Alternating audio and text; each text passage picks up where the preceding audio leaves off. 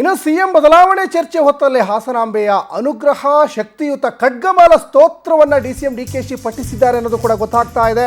ಇದು ಶತ್ರುವಿನ ಮೇಲೆ ವಿಜಯವನ್ನ ಸಾಧಿಸುವಂತಹ ಸ್ತೋತ್ರ. ಅದು ಶಕ್ತಿಯುತ ಖಡ್ಗಮಾಲ ಸ್ತೋತ್ರವನ್ನು ಡಿಸಿಎಂ ಡಿಕೆ ಶಿವಕುಮಾರ್ ಪಠಿಸಿದ್ದಾರೆ. ಡಿಸಿಎಂ ಡಿಕೆಶಿ ಬೇಡಿಕೆಗೆ ಹಾಸನಾಂಬೆ ದೇವಿ ಅಸ್ತು ಅಂತ ಹೇಳ್ತಾ, ಹಾಗಾದ್ರೆ ಡಿಕೆಶಿ ಪೂಜೆ ವೇಳೆ ಹೂ ಮೂಲಕ ಹಾಸನಾಂಬೆಯಿಂದ ವರ ಸಿಕ್ತಾ, ಹಾಗಾದ್ರೆ 2 ಬಾರಿ ಹಾಸನಾಂಬೆ ದೇವಿ ಬಲಗಡೆಯಿಂದ ಹೂ ಬಿದ್ದಿದೆ. ಆರಂಭದಲ್ಲಿ ಡಿಸಿಎಂ ಡಿಕೆಶಿ ಹೆಸರಲ್ಲಿ ಸಂಕಲ್ಪವನ್ನು ಮಾಡಿ ಪೂಜೆ ಕೂಡ ಮಾಡಲಾಗಿತ್ತು. ಇನ್ನು ಪತ್ನಿ ಉಷಾ ಜೊತೆಯಲ್ಲಿ ತೆರಳಿ ಪೂಜೆಯನ್ನು ಸಲ್ಲಿಸಿದ್ರು. ಖಡ್ಗಮಾಲ ಸ್ತೋತ್ರ ಪಠನೆ ಕೂಡ ಮಾಡಿದ್ರು.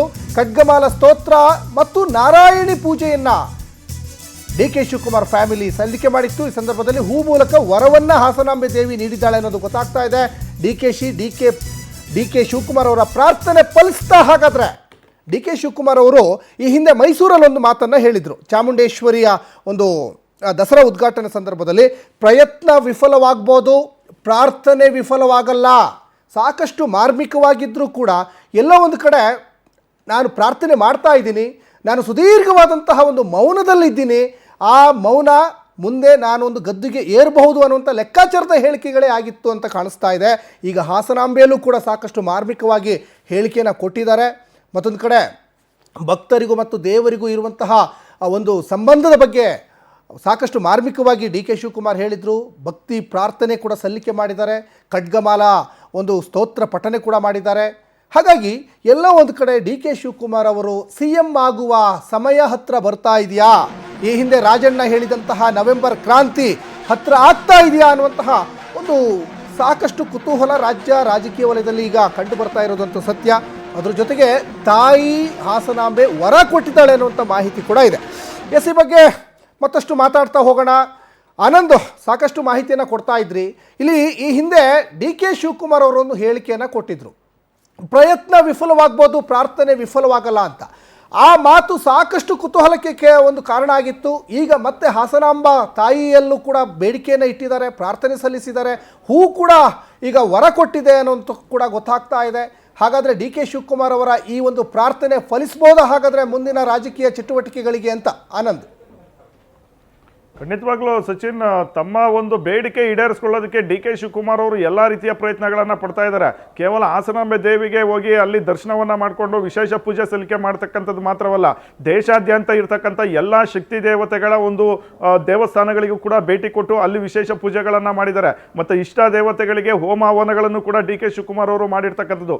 ನಿನ್ನೆನೂ ಕೂಡ ಹಾಸನಾಂಬೆಗೆ ವಿಶೇಷವಾದಂಥ ಒಂದು ಪೂಜೆಯನ್ನು ಮಾಡಿ ತಮ್ಮ ಇಷ್ಟಾರ್ಥಗಳ ಒಂದು ಈಡೇರಿಕೆಗೆ ಒಂದು ಪ್ರಾರ್ಥನೆಯನ್ನು ಮಾಡ್ಕೊಂಡಿರ್ತಕ್ಕಂಥದ್ದು. ಖಂಡಿತವಾಗ್ಲೂ ನೀವು ಹೇಳಿದಾಗೆ ಮೊದಲಿಂದಲೂ ಕೂಡ ಡಿಕೆ ಶಿವಕುಮಾರ್ ಅವರು ಒಂದು ಮಾತು ಹೇಳ್ಕೊಂಡೇ ಬಂದಿದ್ರು, ಪ್ರಯತ್ನ ವಿಫಲ ಆದರೂ ಕೂಡ ಪ್ರಾರ್ಥನೆ ವಿಫಲ ಆಗೋದಿಲ್ಲ ಅಂತ.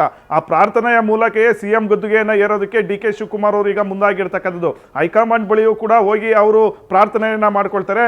ಜೊತೆಗೆ ಹೈಕಮಾಂಡ್ಗೆ ತಾವು ಎಷ್ಟು ಲಾಯಲ್ಟಿ ಆಗಿದ್ದೀವಿ, ಪಕ್ಷಕ್ಕೆ ಎಷ್ಟು ನಿಯತ್ತಾಗಿದ್ದೀನಿ ಅನ್ನೊಂದು ವಿಚಾರವನ್ನ ಪದೇ ಪದೇ ಹೇಳ್ಕೊಂಡು ಬರ್ತಾ ಇದ್ದಾರೆ. ಈಗ ದೇವಾಲಯಕ್ಕೆ ತೆರಳಿ ಅಲ್ಲೂ ಕೂಡ ತಾವು ತಮ್ಮ ಭಕ್ತಿಯನ್ನ, ತಮ್ಮ ಪ್ರಾರ್ಥನೆಯನ್ನ ಸಲ್ಲಿಕೆ ಮಾಡ್ತಕ್ಕಂಥ ಒಂದು ಮೂಲಕ ತಮ್ಮ ಇಷ್ಟಾರ್ಥವನ್ನು ಈಡೇರಿಸಿಕೊಳ್ಳೋದಕ್ಕೆ ಡಿಕೆ ಶಿವಕುಮಾರ್ ಅವರು ಮುಂದಾಗಿರ್ತಕ್ಕಂಥದ್ದು. ಮತ್ತೆ ಇಲ್ಲಿ ಪ್ರಮುಖವಾಗಿ ರಾಜ್ಯದಲ್ಲಿ ನವೆಂಬರ್ ಕ್ರಾಂತಿ ಸದ್ದು ಗದ್ದಲ ಆಗ್ತಾ ಇದೆ. ಈ ವೇಳೆ ಸಂಪುಟ ಪುನರ್ರಚನೆ ಆಗ್ತಕ್ಕಂಥ ಸಾಧ್ಯತೆಗಳಿರ್ತಕ್ಕಂಥದ್ದು. ಒಂದು ಕಡೆ ಸಿಎಂ ಸಿದ್ದರಾಮಯ್ಯನವರು ಕುರ್ಚಿಯನ್ನ ಬಿಡೋದಕ್ಕೆ ರೆಡಿ ಇಲ್ಲ, ಸಂಪುಟ ಪುನರ್ರಚನೆ ಮಾಡಿ ತಮ್ಮ ಕುರ್ಚಿಯನ್ನ ಭದ್ರಪಡಿಸ್ಕೊಳ್ತಕ್ಕಂಥ ಎಲ್ಲ ಕೆಲಸವನ್ನ, ಎಲ್ಲ ಒಂದು ಪ್ಲಾನ್ ಅನ್ನ ಸಿಎಂ ಸಿದ್ದರಾಮಯ್ಯನವರು ಮಾಡ್ತಾ ಇರ್ತಕ್ಕಂಥದ್ದು. ಹಾಗಾಗಿ ಡಿಕೆ ಶಿವಕುಮಾರ್ ಅವರು ಈ ಅವಕಾಶವನ್ನ ಬಿಟ್ರೆ ಮುಂದೆ ತಮಗೆ ಸಿಎಂ ಸ್ಥಾನ ಸಿಗ್ತಕ್ಕಂಥ ಸಾಧ್ಯತೆಗಳು ಕಡಿಮೆ ಆಗುತ್ತೆ ಅಂತ ಒಂದು ಸಾಧ್ಯತೆಗಳು, ಅಂತ ಒಂದು ಅವಕಾಶಗಳು ಮತ್ತೆ ಬರೋದಿಲ್ಲ ಅಂತ ಡಿಕೆ ಶಿವಕುಮಾರ್ ಅವರು ಈಗ ಎಲ್ಲಾ ರೀತಿಯ ಒಂದು ಪ್ರಯತ್ನಗಳನ್ನ ಮಾಡ್ತಾ ಇರ್ತಕ್ಕಂಥದ್ದು.